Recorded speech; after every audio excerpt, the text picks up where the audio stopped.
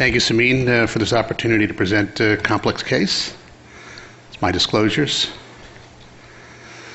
It's a 49-year-old gentleman who had chest pain, dyspnea on exertion, lower extremity edema. Seen in an outside hospital, his EF was about 30%. He had his cath, we'll see in a second, had triple vessel disease. An ICD was placed for primary prevention. His creatinine was 1.3. He continued to have a progressive decline. His troponin was elevated. His BNP was over 2,000.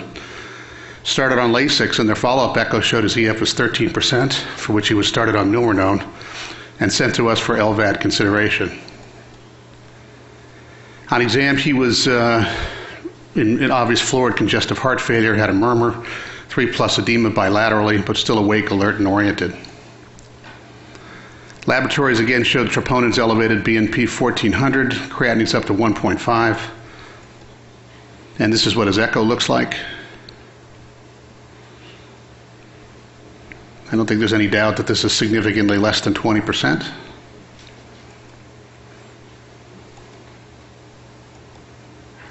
Okay. So his right heart cath shows the following numbers. His index is less than 1.9, his end diastolic pressure 25, and his pressure is only 90. Here's his cath. He has an occluded LAD with some arborization to the septals. He has high-grade disease in his circ marginal. He has an occluded second marginal. He has high-grade disease in his left posterior lateral branch, and he has an occluded right coronary. We'll see some additional pictures here to show that his bifurcation is involved as well. In that circ, the LAD occluded on the right, again filling from collaterals. And here's another picture showing the disease in the marginal system. Whoops.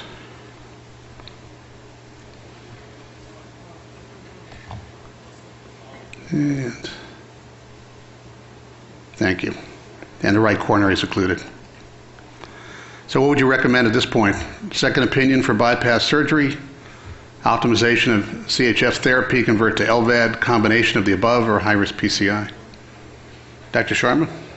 Yeah, I think again, this is the kind of case we learned that LVAD could be a good choice. The rest of them are probably won't be possible. But at the same time, opening some of the vessels, whether it's the circumflex or LED, like the case which was done, labeled as EF of less than 20%, may just bring few percent up, and that will make a difference in decreasing the real supply. Excellent. So just to help you with that decision, of course, his viability study shows that there's a large area of infarcts, but there is still viability in the lateral wall, which is a good target for potential revascularization. Of course, this kind of dysfunction might require backup and support, so an Impella is going to be used. This is the iliacs to show that despite his triple vessel disease, he has adequate clearance for that. He has an Impella placed. We'll go ahead and get some superior guide backup and support with a Voter catheter. This is a CP providing 3.8 liters per minute. Here's some of the pictures. We'll start on the bifurcation first, working on the first OM and stenting that. And of course what happens is that everything else distally goes down. Okay, and at this point you can see that there's very little contractility. The pulse pressure is about 10 millimeters of mercury. But as we said before at the beginning of the day, his diastolic pressure does not change. That's the benefit of having the CP on board here. So now you've got to make a quick decision. You've got to go down and try to open this up. So first balloon it. We get some flow into that distal circ, into the LPL. And a decision was made to go ahead and try to tackle that, what looked like a chronic total occlusion. And in this case, we're able to pass through this with a pilot 150 wire, inject distally with a fine cross catheter, and begin to pre-dilate into the second obtuse marginal while maintaining a wire in the first OM. Again, during most of these occlusions, of course, there's very little contractility going on. The pulse pressure is around 10 or so. So stented that segment. During the stenting of the second OM, the distal LPL goes down. Okay, and that's a very small vessel, really probably too small to do much with as far as stenting, but that had to be rewired and ballooned. As you can see here, there's the wire down there. Very little contractility. I think you can see the heart rate here is about 50. And with both wires down, we continue to touch up the second OM, balloon the distal left posterior lateral branch, and at the very end, get some flow back on the right. First OM looks good, second OM looks good, and the LPL, which turns out to be fairly important because it provides a lot of the collaterals to the right, also looks pretty good, and this is the final picture. As Dr. Sharma alluded to, this is a chance to intervene on people before they get to the LVAD stage, even though that's what they're sent for. His ejection fraction amazingly bounced up to 30%. And he's off ionotropic support. He's already seen 2 months in follow-up. He walks 3 to 4 laps around Walmart daily.